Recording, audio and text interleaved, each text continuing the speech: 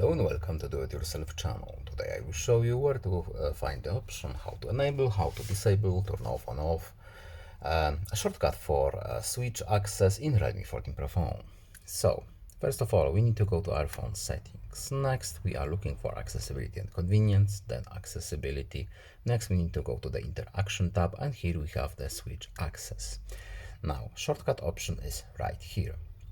As you can see, when we enable the option, it will ask us a few things. For example, if you want accessibility button, volume keys shortcut, we can pick and choose whichever we want. And of course, when we have our shortcut, we can turn it off by simply disabling this switch right here.